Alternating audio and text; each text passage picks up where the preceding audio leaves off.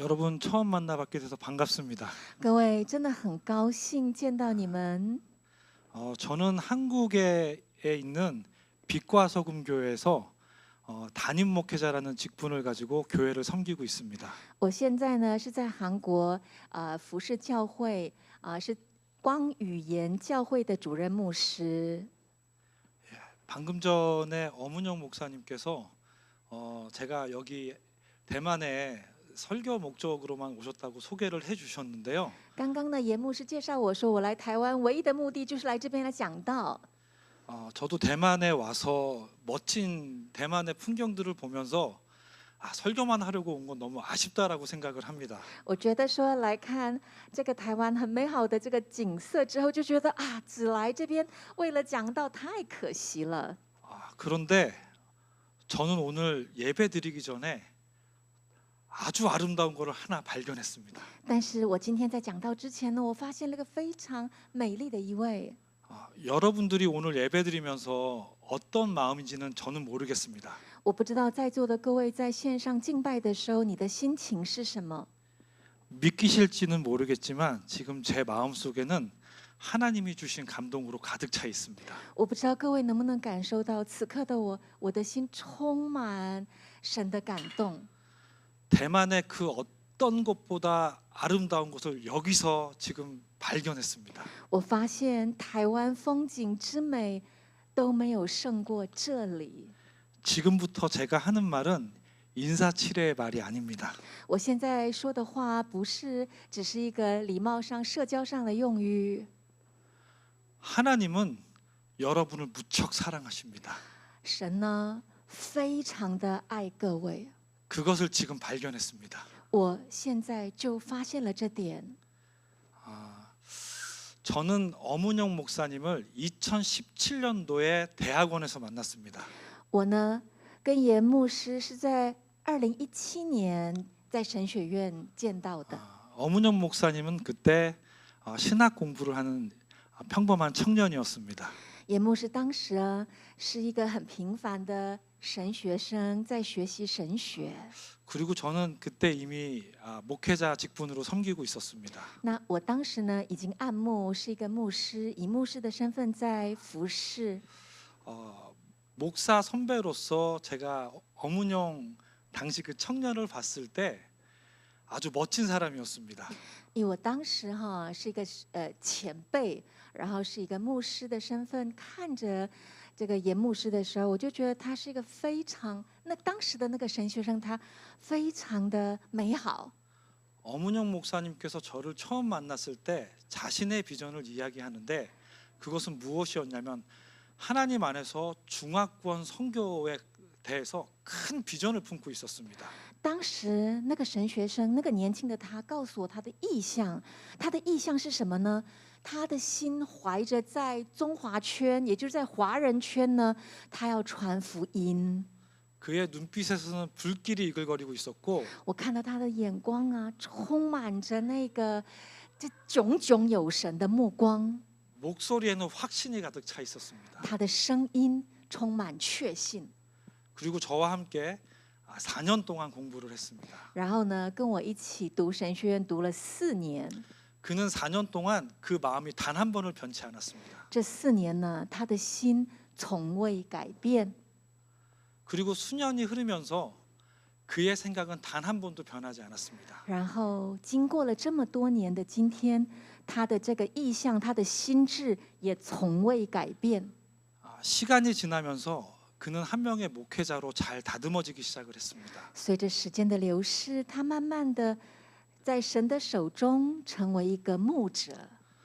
잘 다듬어질수록 주변에서 탐내는 사람들이 많았습니다.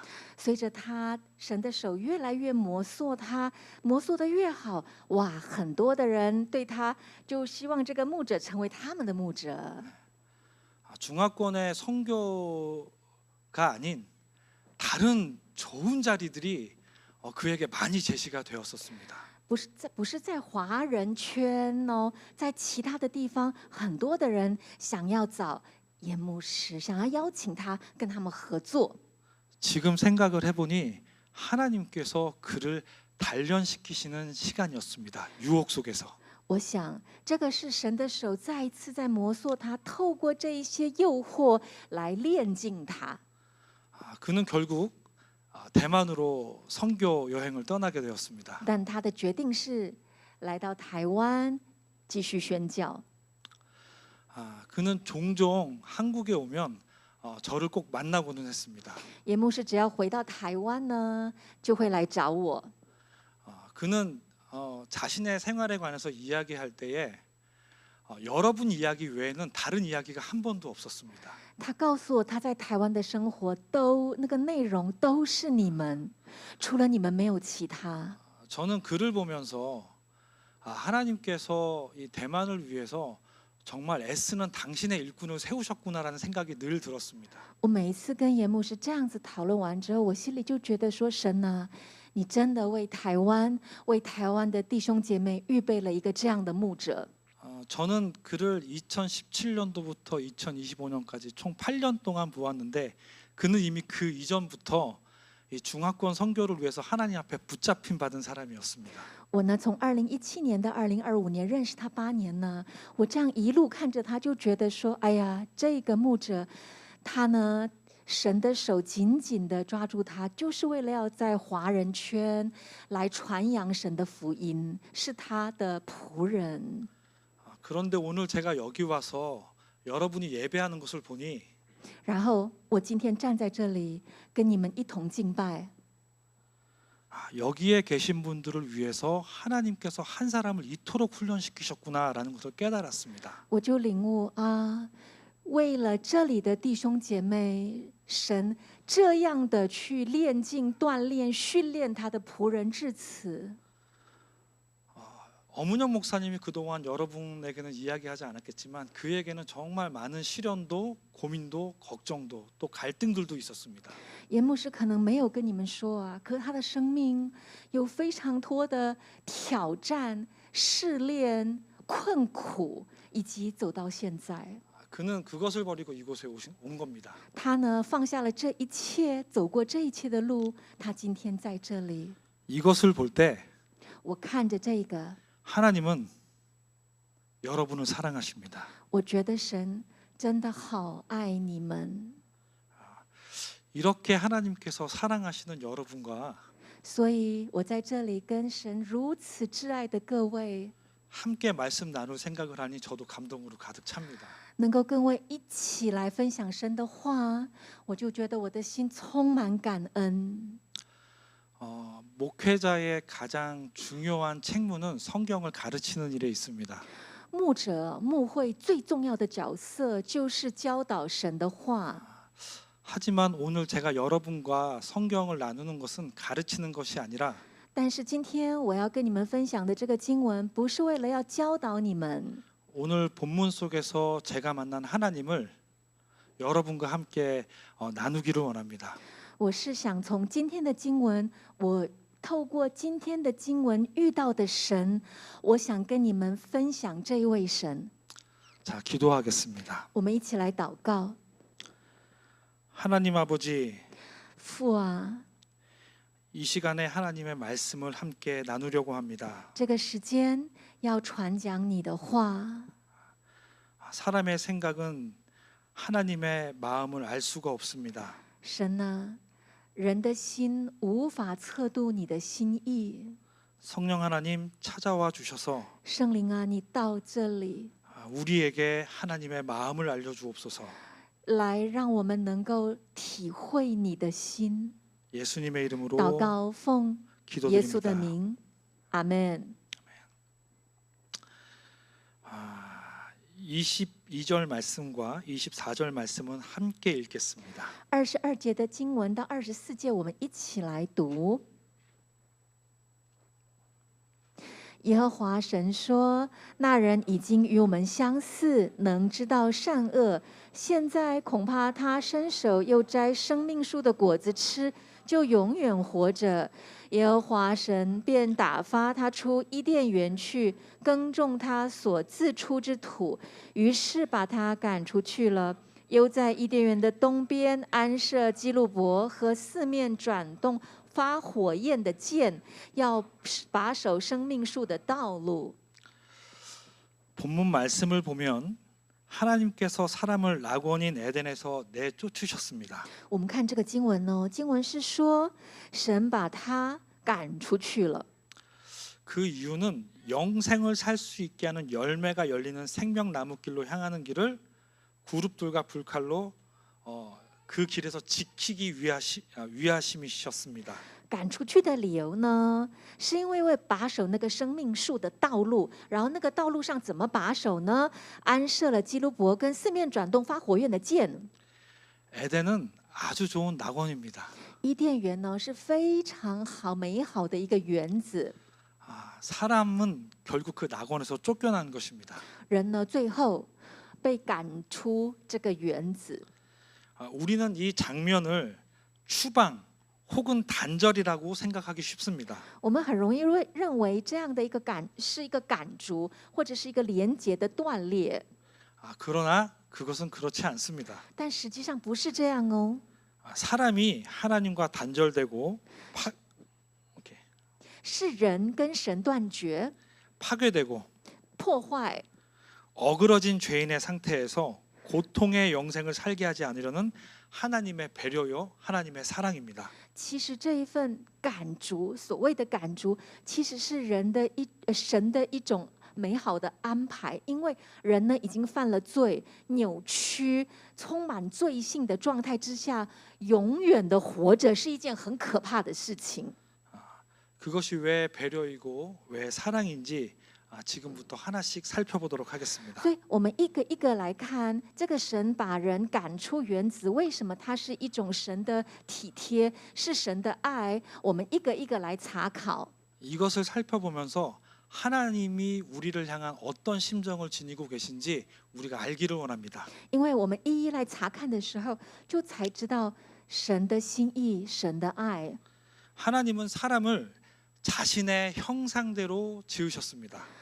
神呢，把人按照神的形象造的， 먼저는 흙으로 사람을 지으셨습니다. 先用什么来造呢？是泥土造的。 그 코에 생기를 불어넣으셔서 생명이 되도록 하셨습니다. 然后在鼻子吹了一口气，让人成为有灵的活人。 그때의 흙은 살아있는 영적인 존재가 되었습니다. 然后那个本来是土嘛，土竟然成为一个有灵的活人。 흙은 하나님과 교제할 수 없었지만 영적 존재가 된 사람은 비로소 영이신 하나님과 교제할 수 있었습니다. 一把土啊，其实没有办法跟神有交流跟互动，但是变成有灵的活人之后，竟然可以跟神有交流。 저는 수년 전에 잠시 아르바이트를 한 적이 있습니다. 我呢，在好多年前有一次去打工， 한국에서는 사람이 죽으면 무덤에 안장을 합니다.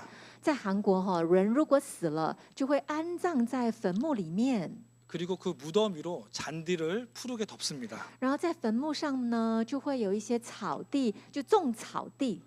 제가 하는 아르바이트는 정기적으로 자라나는 잔디를 깎는 일이었습니다. 我打什么工呢？我的工作就是在坟墓上面，不是会长草吗？草不是变长嘛，所以你要规律的去帮那个草就把它剃平的工作。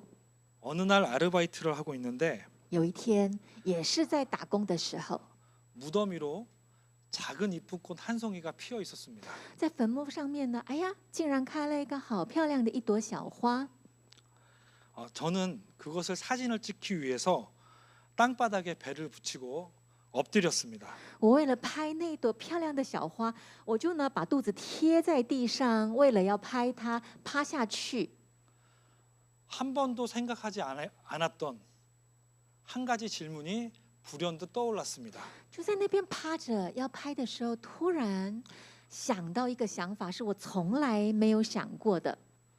이 질문을 여러분에게 던지겠습니다. 这个我想到的这个问题呢，我也想要问各位： 땅과 대화해 본 적이 있으십니까?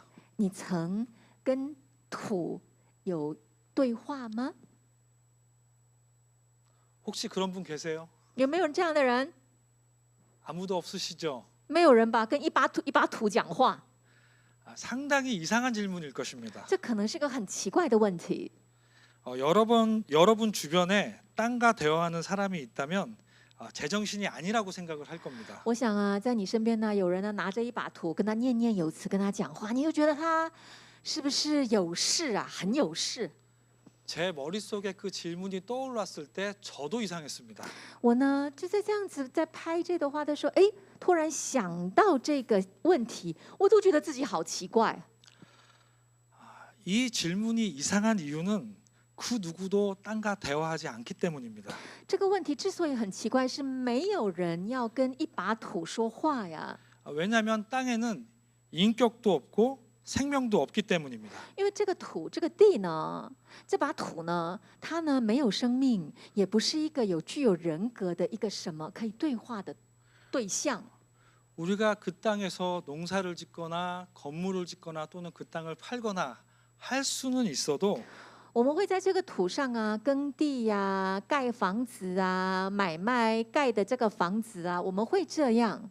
땅과 소통하거나 교제할 수는 없습니다. 但是我们不会跟这把土、这个土地呢交朋友啊，跟他聊天啊之类的，不会。 지금 여기에 앉아 있는 여러분이 만약에 땅에 있는 흙 한 줌이라면 但是如果在座的你我，我们呢，我们如果是一把土， 잠시 옆에 사람을 돌아보십시오. 你看一看你左右的人， 그 옆에 있는 사람과 대화하고 일하고 먹고 마시고 즐거워하고 슬퍼하고 사랑을 나누는 이 모든 활동이 말이 안 되는 것입니다.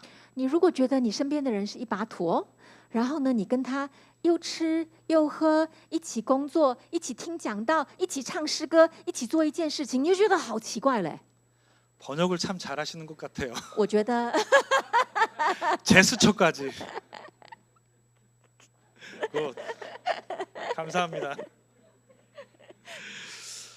심지어 오늘 우리처럼 예배당에 모여서 살아계신 하나님을 예배한다는 것은 말이 안 돼요. 甚至啊，我们此时此刻一起坐在这里哦，一起来敬拜神，这个真的是不可思议的事情。身为一把土， 로버트가 생명이 없는 로버트가 찬양을 하고 没有生命的机器人呢，他唱诗歌赞美、 기도하고 祷告， 말씀 속에서 배우고 然后呢听讲道，学习神的话， 그대로 살아가면서 然后按照神的话来生活， 가치를 찾고 然后找寻价值跟意义， 하나님을 안다면 然后认识神。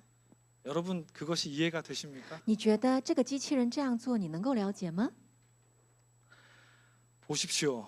지금 흙이었던 우리가 살아있는 사람이어서 하나님과 만나고 기도하고 찬양하고 예배하는 것은 놀라운 기적입니다. 你看呐、我们本来就是一把土，是一个尘土，但是竟然我们能够这样子敬拜神，然后呢彼此相爱亲近，然后坐在这里，然后做这么样的事，这真是一个神的奇迹跟恩典呢。 사람이 존재하는 것과 활동하는 것 자체가 기적이고 就是人能够存在哦，然后能够活动哦，这个本身就是神迹。 하나님의 놀라운 은혜라는 것을 저는 그때 배웠습니다. 我那个时候趴在地上，就知道说，哇，这真是一个神的爱跟恩典，能够赐予我的这一切。 우리 고백해 봅시다. 我们来宣告， 나는 我是 하나님의 기적입니다. 神的奇迹。 자, 우리 옆을 보겠습니다. 然后你看左右哦， 당신은 你是 하나님의 기적입니다. 神的奇迹。阿门。 아멘. 하나님께 박수를 영광 돌리겠습니다. 我们将荣耀归给神。 이처럼 하나님은 생명과 인격이 없던 한 줌 흙에 말도 안 되는 놀라운 기적을 베푸셨습니다. 就这样，神呢，对一把土，一坨泥土，竟然赐给他灵生命的气息，让他成为有灵的活人。这个本身是一个莫大的爱跟恩典。 단순하게 사람이 로봇을 만들어서 움직이게 하는 것과는 다른 차원입니다. 跟那个做了之后没有自由意志的，只是一个听命的机器人，跟这个是不同的哦。 더 깊은 자신과 교제할 수 있는 영적인 존재로 만드신 것입니다. 是成为一个有灵的活人，他是可以跟人跟神交流的一个存在。 자, 여기서 하나님의 기적은 끝나지 않았습니다. 但神的神迹奇迹并不止于此， 하나님은 하늘의 영광의 보좌 가운데 계십니다.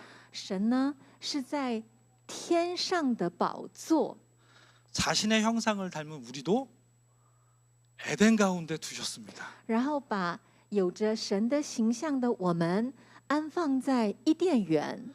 에덴은 하나님의 창조의 영광이 가득한 곳입니다. 伊甸园是神的创造的荣耀跟美好充满的一个美好的园子。 아멘. 하나님이 만물을 주관하시듯이 사람에게도 모든 생물을 다스리게 하여 하나님의 하시는 일조차 담도록 하셨습니다. 神呢，他是掌管万有的神，同样的掌管万有的神，给人也赐这样的权利，掌管能够管理治理这地，然后呢，像神一样做神做的事。 존재만 닮은 것이 아니라 不只是外貌，就是像神的样子， 행동과 삶도 닮게 되었습니다. 人的行为、人的生活也像神的样子。 그 다음에 에덴의 열매 맺는 모든 나무를 주시면서 그 열매를 사람의 양식으로 주셨습니다. 然后伊甸园里面呢，所结的所有的果子，神赐给人当为粮食。 동산 중앙에 특별한 나무 두 가지가 있는데 여러분이 한번 답해 보십시오. 然后呢，园子的正中央有两个很特别的树，请各位回答是什么？ 선악과 善恶果，还有 생명나무. 生命树。 성경을 잘 하시는군요. 哦，答对了哦。 그런데 그 중에 한 가지는 먹지 말라 하셨어요. 然后神说，其中一样不可吃， 선과 악을 알게 하는 나무의 열매만큼만 먹지 말라 하셨습니다. 就是唯一不可吃的，就是善恶果。 퀴즈가 한 가지 있습니다. 那现在呢，有问题要问各位啦。 영생나무의 열매는 먹어도 될까요? 안 될까요? 各位，生命树的果子可以吃还是不可以吃？ 목소리가 왜 이래요? 声音有点 모르겠어요 小，声音有点小声，不确定吗？ 자, 오늘 본문에 보면 看今天的经文的话， 하나님께서 영생나무의 길을 막으셨습니다. 神说他要把手堵住生命树的道路，对吧？ 그렇다면 那么意思是， 그 전에는 그 길이 열려 있었을까요? 닫혀 있었을까요? 那这之前那条去生命树的道路是开的还是关的？ 아멘. 阿门啊，没错。 우리는 하나님이 영원하신 분이라고 알고 있죠. 我们知道神是永恒的， 영원은 시간의 개념이 아닙니다. 永恒哦，其实不是时间观念，不是时间的问题。 처음과 현재와 미래가 한 점에 모여 있습니다. 所谓的永恒是过去、现在跟未来这个时间的向度是在同一个时间轴， 하나님은 그 시간 너머에 계신 분이십니다. 而神是超越这个昔日今在、昔在今在永在的神，超越这个时间观念的那一位。 하나님과 같은 영혼의 수준은 아니지만 虽然不是像神一样在一个永恒的向度， 하나님께서는 우리가 영생나무의 열매를 먹고 神呢怕我们吃了生命树上的果子之后， 지금으로부터 끝이 없는 날까지 하나님과 교제하도록 하셨습니다. 本来是很希望我们吃生命树的果子之后，让我们能够从此刻到永远都跟神在一起。 우리는 여기서 조심스럽게 추측해 볼 수 있습니다. 所以，我们在这边可以很谨慎的做一个推论。 저는 감히 생각해 보건대 我呢，试着去思考， 하나님께서 우리를 기적적인 존재로 만드시고 神呢造我们是一个像奇迹般的存在， 당신의 영혼까지 우리를 초대하셨습니다. 然后呢邀请我们直到他的生命、他的灵魂之所在。 별로 감동이 없으세요? 有 feel 掉吗？没有 feel 吗？ 이거 놀라운 거예요. 这个是很惊人的。 아, 반드시 이 놀라움을 여러분도 알기를 원하고 我真好希望你们也能感动，这个是一个很 하나님이 느끼게 하시기를 원합니다. 然后能够去感受神。 자, 그리고 하나님이 또 우리에게 한 가지 더 주고자 하는 것이 있었습니다. 然后呢，神想再送我们一个东西。 하나님 당신께서 우리 사람 아담을 보실 때 얼마나 그 마음에 기쁨이 가득한지 아담도 알게 하고 싶으셨어요. 神他自己在看着凝视亚当的时候，充满喜悦，而这一份喜悦呢，神也想让亚当知道。 아담에게 그것을 알게 하시기 위해서 하나님이 하신 일이 있습니다. 为了让亚当知道这一份极大的喜悦，所以神做了一件事情， 바로 아담에게 하와를 데려다 놓으셨습니다. 也就是把夏娃赐给了亚当， 아담이 깊은 잠에 들게 하셨습니다. 让亚当先沉沉的睡去， 갈비뼈를 떼어서 然后拿着肋骨， 하와를 만드시고 데려오셨습니다. 然后造了夏娃，然后把夏娃带到亚当面前。 아담은 하나님이 데려온 하와를 보고 이렇게 이야기했어요. 然后亚当看着神带来的夏娃之后，这样说 와우, ：“哇， 이는 내 뼈 중에 뼈요 살 중에 살입니다. 你真是我骨中的骨，肉中的肉啊！” 뼈와 살은 존재의 본질이라는 의미를 내포하고 있습니다. 我们关于骨跟肉，其实它的隐喻是表示是本质性的东西。 하나님께서는 하와를 만들 때 아담의 본질을 그대로 가져다가 사용하셨습니다. 神在造夏娃的时候，将亚当内在的本质完全拿来，就用在夏娃身上。 아담이 하와를 볼 때 当亚当凝视着夏娃， 어쩌면 자신의 아름다움을 발견했을 것입니다. 可能从夏娃身上看到的是亚当他自己的美好， 그리고 그는 또 한 가지를 깨달았습니다. 然后他明白了一件事情 나는 하나님의 형상을 따라 창조된 존재였지. 啊，我呢，我是按照神的形象造的呢， 내가 하나님의 뼈 중에 뼈요 살 중에 살이구나. 因此我是我神的骨中的骨，肉中的肉啊。 나를 볼 때 每当我在看着我自己的时候， 하나님께서는 이렇게 기쁘셨구나. 原来神就是这么样的喜悦凝视着我，就好像我这么喜悦的凝视着夏娃一般。 하나님의 창조는 그렇게 하나님의 기적과 사랑과 나눔으로 가득 찼습니다. 神的创造啊，就是这样的，充满了美好、爱跟分享。 그러던 어느 날 然后有一天， 강교한 뱀의 거짓으로 시작되어서 아담과 하와의 삶에 죄가 들어오게 됩니다. 然后有一个蛇，是院子里面一切活物更狡猾的蛇，溜进了亚当夏娃的生命里，然后就不一样了。好，我来读3章1到7节的内容。耶和华神所造的，唯有蛇比天野一切的活物更狡猾。蛇对女人说：“神岂是真说，不许你们吃园中所有树上的果子吗？”女人就对蛇说：“园中树上的果子我们可以吃，唯有园当中那棵树上的果子，神曾说你们不可吃，也不可摸，免得你们死。”神就对女人说：“你们不一定死，因为啊，神知道你们吃的日子，眼睛就明亮了，你们便如神能知道善恶。”于是女人见那颗果子好做食物，也悦人的眼目，也真是可喜爱的，能使人有智慧。所以呢，就摘下了果子吃了，又给她的丈夫，她的丈夫也吃了，他们2人的眼睛就明亮了。才知道自己是赤身露体，便拿无花果树的叶子为自己编做裙子。 하나님께서는 새로운 것을 창조하실 때마다 보시기에 좋았다고 이야기하셨습니다. 神呢，每一次创造一个新的东西，都说甚好。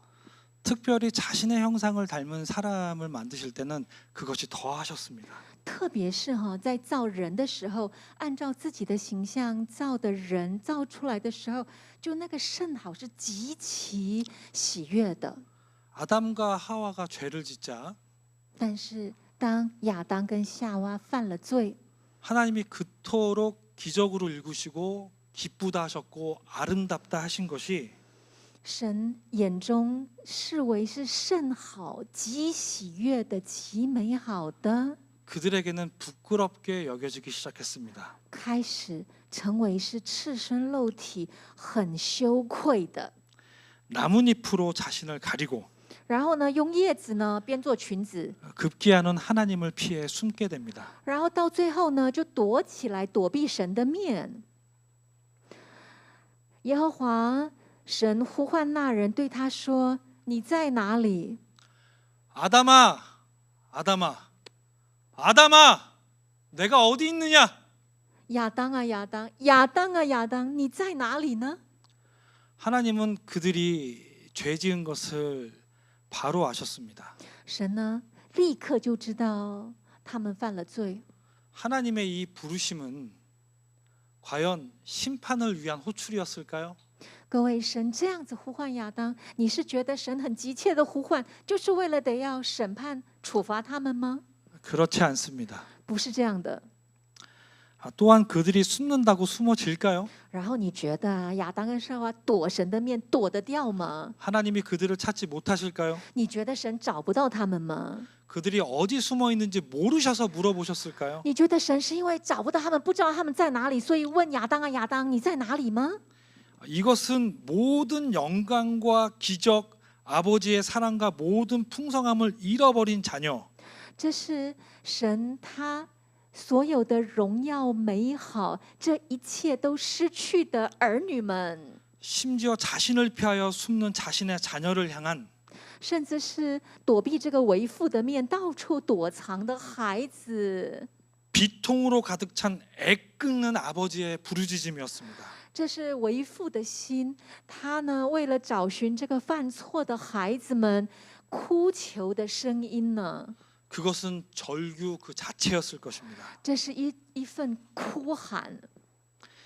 하나님은 하늘 영광에서 땅으로 곤두박질 친 자신의 자녀 아담과 하와를 찾아내어서 자신 앞에 불러내셨습니다. 神呢，把他从那天上的荣耀滚落到地上，他的孩子，他就把他叫过来，呼唤来到面前，然后为他们编织衣服，遮盖他们。 그리고 우리가 잘 아는 하나님의 처분이 시작이 됩니다. 然后接下来呢，就是我们熟知的神的处理。 창세기 又对女人说，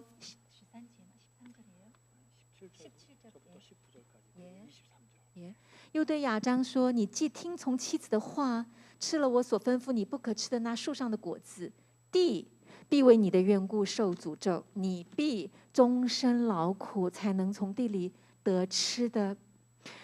地也必长出荆棘跟棘藜来，你也要吃田间的菜蔬。你必汗流满面，才得糊口，直到你归了土，因为你是从土而出的，你本是尘土，仍要归于尘土。耶和华神便打发他出伊甸园去耕种他所自土出之土。” 하나님의 처분을 살펴보면 我们看看神的处理， 여기에는 하나님의 마음과 在这里有神的心意， 사람을 위한 안배와 也有对人的安排， 섭리가 숨어 있습니다. 以及神的心意跟天命在这其中。 아담은 평생토록 자신의 근본이 된 땅을 갈며 수고하여야 땅의 소산을 먹을 수 있게 되었습니다. 亚当呢，他不是出于土吗？他就要在那片土一直要耕种，才能够得以糊口。 땀 흘리는 아담의 수고에도 땅은 가시덤불과 엉겅퀴를 낼 것이라 결정하셨습니다. 然后神说，亚当呢，汗流满面哦，这么努力的耕哦，但是地出什么荆棘跟棘藜。 그리고 결국에는 아담 그는 자신의 근본이 된 흙으로 돌아가도록 결정이 되었습니다. 然后最后亚当还是回到他出自于土，回归于土，因为他是尘土。 이것은 범죄자가 감옥에 갇혀 징벌을 받는 장면이 결코 아닙니다. 这其实不是罪犯在听法官的审判这样的一个内容，不是。 이것은 잘못한 아들을 향한 아버지의 엄한 훈육의 장면입니다. 这是对于犯错的儿子一个父亲做的一个严格的管教。 하나님께서는 이러한 과정을 통해서 아담이 무언가를 깨닫기를 원하셨습니다. 因为为父的心呢，神想透过这个过程，想要让亚当体会明白一些事。 한국에는 유치원에서 아이가 잘못하면 체벌을 하지 않습니다. 在韩国幼稚园呐，如果小朋友犯错，不会体罚小朋友， 잘못한 아이를 생각 의자라는 곳에 앉힙니다. 把犯错的小朋友呢，请他坐在思考椅，一个椅子，坐在那边思考。 그리고 그곳에서 자신이 무엇을 잘못했는지 생각하도록 합니다. 要思考什么呢？到底我犯了什么错？ 지금 하나님께서 아담을 훈육하는 장면은 마치 이와 같습니다. 这就是神在管教亚当的场面，要亚当思考他自己犯了什么错。 아담은 매일같이 아침마다 밭으로 나가서 所以亚当呢，每天早上呢，就来到田边， 자신의 근본된 땅을 갈며 이런 생각을 하게 됐을 것입니다. 然后呢，就在开垦，在那边耕，他自己是土嘛，身为土的他耕这一片的土地，然后在想， 나는 아무런 생명도 인격도 없는 흙이었구나. 我本来就是像我耕的这一片土一样，就是一个没有生命、没有气息、没有人格的一块土而已。 하나님께서 생기를 불어 넣어 주시고 原来是我的神在我的鼻孔吹了一口气息， 무려 온 우주에 창조물이신 하나님과 교제할 수 있는 영적인 존재까지 그 레벨을 격상시켜 주셨구나. 然后把我这把土竟然提升到能够跟创造天地的神可以跟他对话，可以跟他行走，可以跟他交流的层次。 하나님이 사람을 하나님의 형상대로 만드신 이유는 神呢，把人按照神的形象来创造。 땅을 갈며 살라고 만드신 것이 아닙니다. 神这样造我们，不是为了要我们去耕那个地呀、 하나님의 그 영광스러운 형상을 닮아 是要我们像神这荣耀的形象， 삶으로 영광을 드러내는 데 있습니다. 要我们按照在我们的生活当中来呈现神的荣耀。 아담은 땅을 갈면서 자신이 한때 하나님의 영광에 얼마나 가까이 있었는지 무척 아프고 안타깝고 슬프게 여겼을 것입니다. 我想亚当呢，在跟这个土，就是看着这一片土，就会在思考说：我曾经也是只不过就这一把土而已，但是我竟然曾经能够拥有像神的荣耀，然后做神的事情，神创造天地的神这样疼爱我，赐给我那么样多的权柄，我曾经是这样的一个存在。 그리고 그는 먹을 음식을 구하기 위해서 然后亚当呢，为了得要找吃的， 열심히 밭을 가꾸었지만 很努力的耕地呀、 가시덤불과 엉겅퀴가 나는 것을 보며 한탄하는 때를 만나게 되었을 것입니다. 然后呢，看到怎么努力地呢，就是长荆棘跟棘藜，所以他呢叹气。 농부가 애를 써서 밭에서 일을 했는데 원하는 작물을 얻지 못하고 가시덤불과 엉겅퀴가 밭에서 난다면 그 농부의 마음은 어떻겠습니까? 各位，身为一个农夫，很努力的耕地哦，但是要耕种的果蔬没有出产，满地的荆棘跟棘藜，你觉得身为农夫他的心情是怎么样？ 아담은 가시덤불과 엉겅퀴를 만날 때 좌절과 낭망하는 마음이 그 안에 자리 잡게 되었을 것입니다. 我想亚当呢，就这么努力，但是地就长这些东西，我想他心里一定充满绝望跟难过。 여러분도 여러분의 삶에서 여러분의 하는 사업과 학업들을 진행할 때 그것이 원하는 대로 되지 않는다면 노력만큼 결과가 나오지 않는다면 무척 실망하게 될 것입니다. 各位，在各位的生活当中，不论是在学习、读书，或者职场工作，或在家庭的生活当中，很努力啊，跟努力那么多，但是呢，你的努力呢都没有长出你想要的，反而都是满地的荆棘跟棘藜。我想那个心情啊，就是极难过了。 아담은 흙으로 만들어진 하나님의 밭이었습니다. 亚当啊，曾经就是像那个他所耕的土一样，只不过是一片土。 하나님은 생기라는 씨앗을 아담에게 심으시고 神呢赐下了在亚当的鼻孔吹了气息，就好像是种下一颗种子一般， 그에게서 생명의 역사가 일어나기를 바라셨습니다. 期待亚当呢他的生命能够有神的生命。 그러나 결국 우리가 잘 알듯이 아담의 인생에서 생명이 아니라 사망이라는 열매가 맺어지게 됩니다. 但是，就像我们所知道的，亚当的生命呢，最后没有结出生命的果实，反而结出死亡的罪的果实。 거기에서 아담은 느꼈을 것입니다. 我想在这里，亚当应该有感觉了 나의 농부 대신 하나님의 마음을 내가 찢어 놓았구나. 啊！我撕裂了神他身为农夫的心，他耕种，但是我没有产出，就好像我努力的耕地，地出荆棘跟棘藜一样。 하나님의 처벌은 심판이 아니라 자신의 심정을 아담에게 알도록 하신 것입니다. 神的这样的安排呀、不是为了要处罚亚当啊，是要让亚当明白他犯了什么错，已经让亚当明白父神的心呢。 여러분도 여러분의 삶을 살아가다 보면 가시덤불과 엉겅퀴를 만날 때가 있을 것입니다.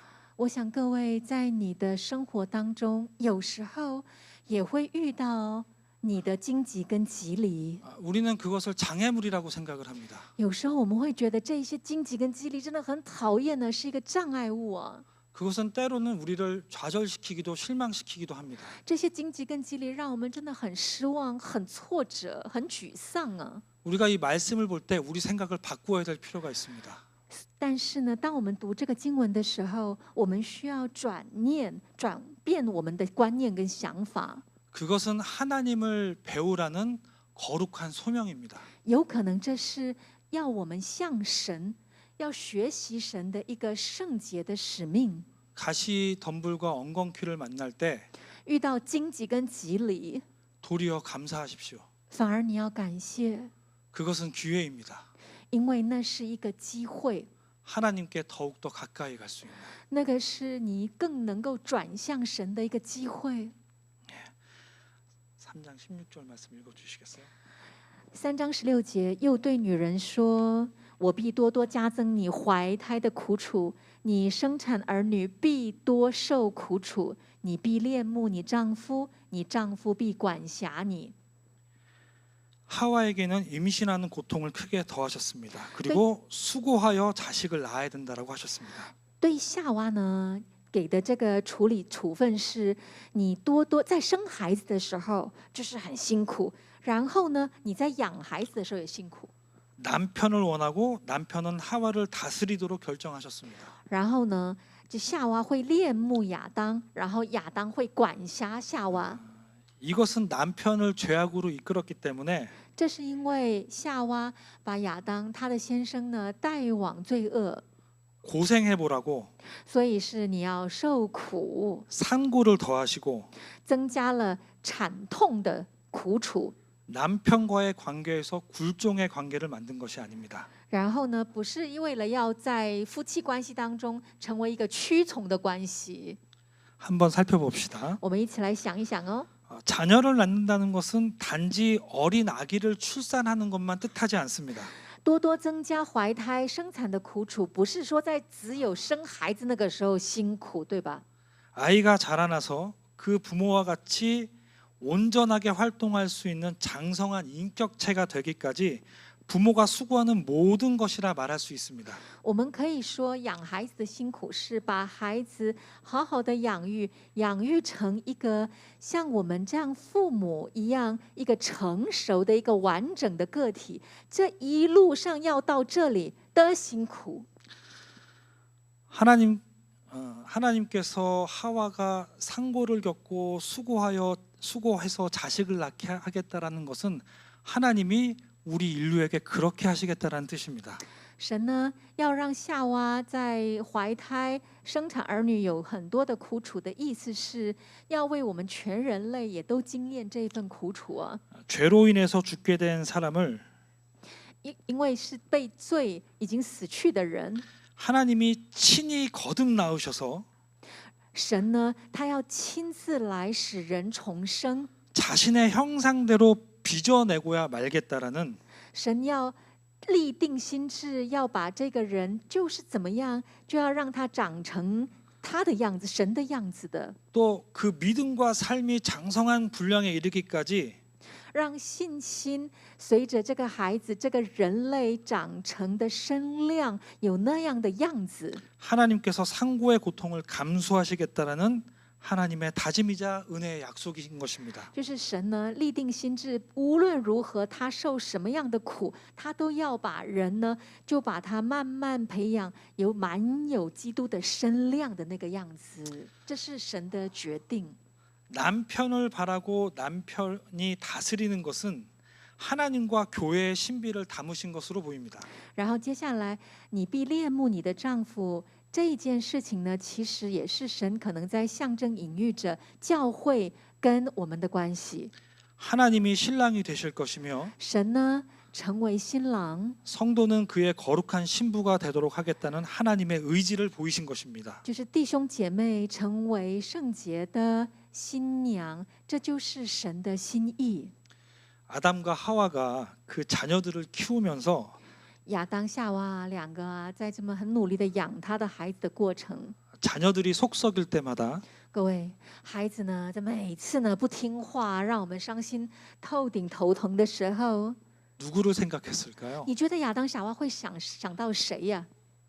자신들이 하나님 앞에서 그러했음을 생각하게 됐을 就会想 것입니다. 到说啊，我自己就是这样不听话，让神头痛，然后伤心不已啊。 웃으시는 분들은 지금 다 자녀가 있으신 분들이죠? 我想各位现在笑得出来的，大概就是有孩子的父母亲，对吗？ 저는 어렸을 적에 어머니한테 거짓말을 참 많이 했어요. 我小时候啊，哎呀，就每一次说谎话糊弄我嘛。 제가 아들을 낳은 후에 我呢生了儿子之后， 아이가 11살 때 저한테 처음으로 거짓말을 했습니다. 小孩子，我的孩子在11岁的时候开始第一次说谎糊弄我， 듣자마자 알았어요. 我一听就知道他在糊弄我。 거짓말을 하는구나. 哇，你在胡乱哦，那骗你吧， 다 알고 있지만 모른 척하고 넘어갔습니다. 我都知道，但就是他没关系，给他糊弄了。 그리고 제 마음속에 그 때리는 한 가지 생각이 있었습니다. 然后我自己心里面就想到一件事情 엄마는 다 알고 있었다. 啊，我妈都知道，原来我在说谎的时候。 네. 다음으로 넘어가겠습니다. 好，接下来我们再， 이제는 뱀에게 저주가 부어지는 장면입니다. 接下来是轮到蛇了，对不对？ 그 말씀이 어디 있죠? 자, 그 20절. 14절 말씀부터 15절 말씀까지 좀 읽어주세요. 轮到蛇了。耶和华神对蛇说：“你既做了这事，你必受诅咒，比一切的牲畜、野兽更甚。你必用肚子行走，终身吃土。我又要叫你和女人彼此为仇，你的后裔和女人的后裔也彼此为仇。女人的后裔要伤你的头，你要伤他的脚跟。 자, 우리가 여기에서 주의해서 봐야 될 게 있어요. 在这里，我们有个地方要注意喽。 아담과 하와에게 처벌하실 때는 저주라는 말이 없습니다. 在处罚哦，在处理亚当跟夏娃的时候，神没有用诅咒这两个字哦。 하지만 뱀에게 하시는 하나님의 처벌은 성경에 분명히 저주라는 단어가 나옵니다. 但是对蛇不一样喽，圣经真的有记载说必受诅咒。 하나님이 저주하신다면 과연 그 저주 속에서 누가 건져낼 수 있을까요? 如果连神都诅咒了，那这一份诅咒当中，谁能够拯救呢？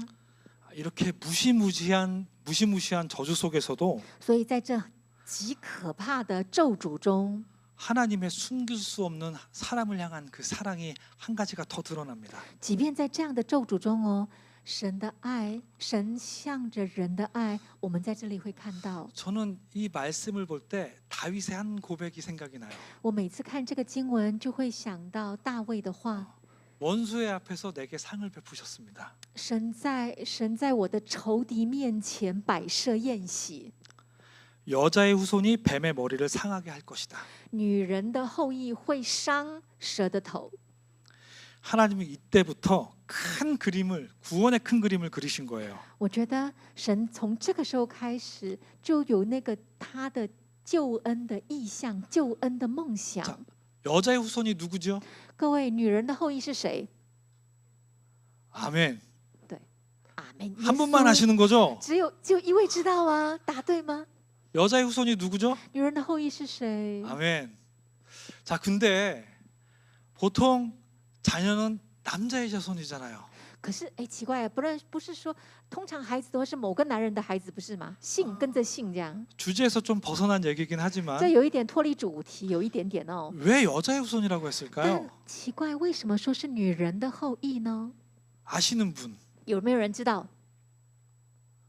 아시는데 얘기 안 하는 거죠? 知道，但是没有讲，对不对？ 동정녀 마리아에게서 나신 예수 그리스도를 미리 예정하신 겁니다. 是因为先预言童女玛利亚所生。 언제부터? 이때부터요. 什么时候这个意象什么时候开始呢？这个时候就开始了。 죄 지은 사람에게 내려지는 징벌이 아닌 도리어 하나님의 구원의 계획을 선포하신 거예요. 不是针对犯错的人的处罚哦，反而是那一份救恩就在这里开展。 죄 지은 사람에게 징벌이 떨어지지 않고 도리어 상이 주어졌습니다. 对犯错的人不是处罚，反而是救恩、恩典、奖赏临到。 하나님께 나아가는 자는 走向神的人， 반드시 그가 계신 것과 必定会经验到神的同在， 그를 찾는 이에게 然后对寻找神的人， 상 주시는 이심을 믿어야 할지니라. 必定相信他必赏赐寻求他的人。 이것이 우리를 향한 하나님의 마음입니다. 这就是神对我们的爱了。 자, 그래서 이때 비로소 아담이 그의 아내 이름을 하와라고 불렀다라고 합니다. 从这个时候开始，亚当才给夏娃起了名字，叫做夏娃。 이 이야기는 잠시 뒤로 조금 밀어놓겠습니다. 这个故事呢，这个部分就稍微暂时搁在后面。 뱀에게 주어진 벌들을 살펴봅시다. 我们先看那条蛇。 뱀은 배를 땅에 대고 기어다녀야 했습니다. 做蛇呀，要用肚子行走哦，终身吃土喽。 이것은 단순히 생물학적인 변형이나 형벌이 아닙니다. 这其实不是说它本来有脚，然后现在没有脚，然后呢，生物学上身体变形，然后用肚子行走，不是这个意思，不止这个意思。 이것은 뱀의 위치에 관한 것입니다. 这其实是讲的是说蛇的位置。 이 땅은 하나님 앞에서 생명이 없고 떨어진 자리입니다.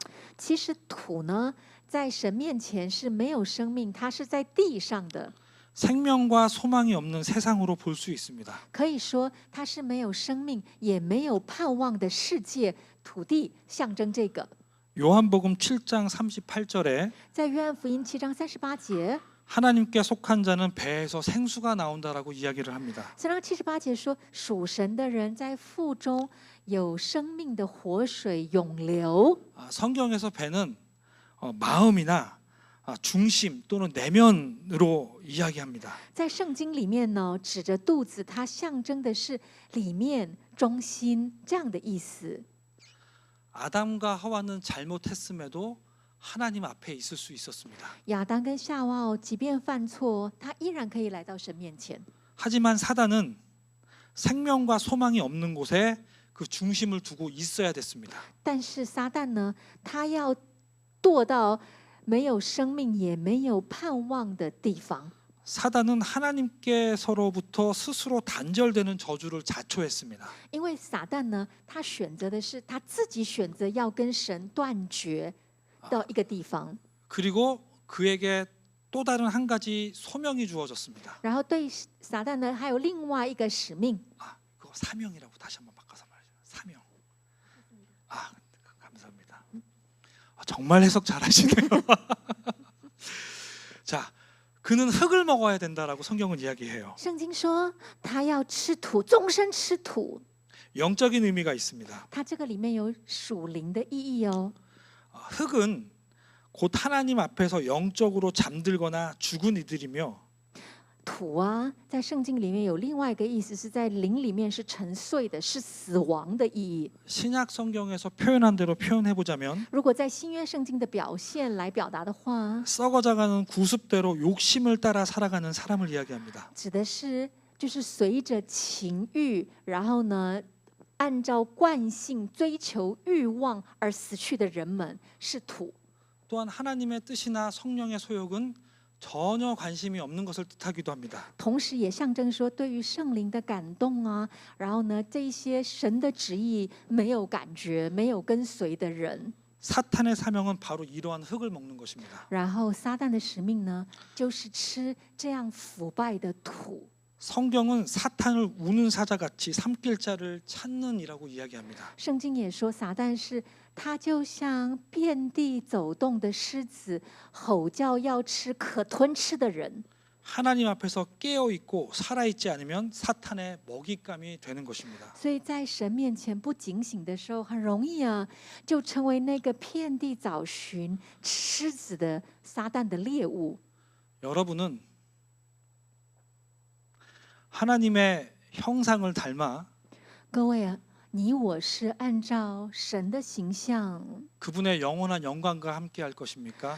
是要跟着神永恒的荣耀，像他跟他在一起吗？ 아니면 사탄의 먹잇감이 될 것입니까? 还是要成为撒旦遍地寻找猎物的狮子的猎物呢？ 이것이 바로 내가 오늘 현장에서 순간순간 모든 것에서 그 기로에 서 있습니다. 其实这件事情在我们的生活当中、生命当中，其实每一时间都会经验的岔路口，我们就站在那里， 바라기는 저와 여러분이 盼望你我 하나님의 영광 가운데 속한 자가 되기를 주님의 이름으로 축복합니다. 奉主的名祝福，是站在神的荣耀中。 아무리 우는 사자와 난폭한 존재일지라도 虽然是这样的残暴，以及是像随地像找猎物的可吞吃的狮子， 우리가 속해 있는 예수 그리스도께 패배할 수밖에 없습니다.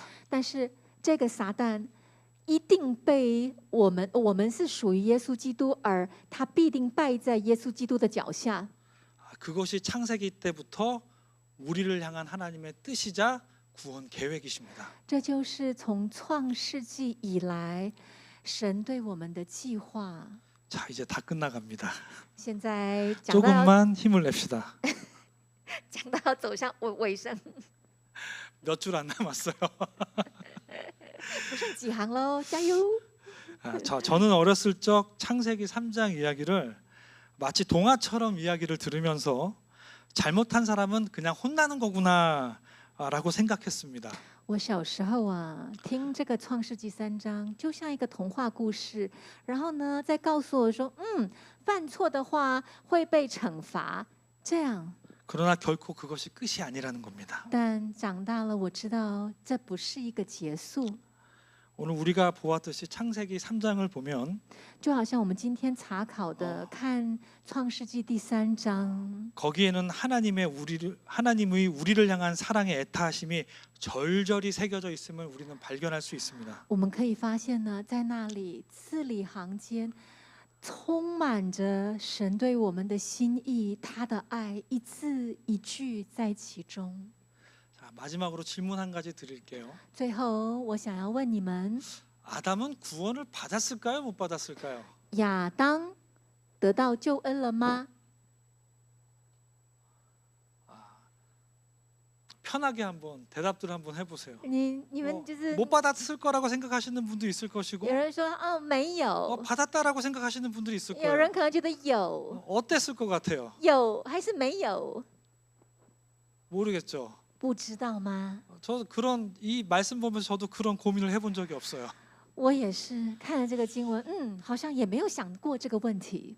제가 나이가 든 다음에 이 말씀을 보면서 약간의 힌트를 찾았습니다. 然后呢，我年长，随着我年长，再读这个经文，好像得到了一点点的暗示。 30장, 이게 3장 20절부터 21절까지 한 번만 읽어주세요. 我来读3章20到21节哦。亚当给他的妻子起名为夏娃，因为她是众生之母。耶和华神为亚当和他的妻子用皮子做衣服给他们穿。 자, 이 모든 처벌이 그들에게 내려진 뒤에 在所有的这个处罚啊、这些管教啊结束之后， 아담이 그때 처음으로 자신의 아내 이름을 부릅니다. 亚当第一次叫他的妻子的名字。 그 전에는 뭐라 불렀는지 모르겠어요. 奇怪，之前怎么叫的啊？哦，也不知道怎么叫他。 허니, 甜心 자기 宝贝， 알 수 없습니다. 不知道。 그런데 여기서 처음으로 명확한 이름을 줘요. 但在这一次这边哦，很明确哦，有了名字哦。 자, 그 이름이 뭐죠? 这名字叫什么呢？ 하와. 对，夏娃。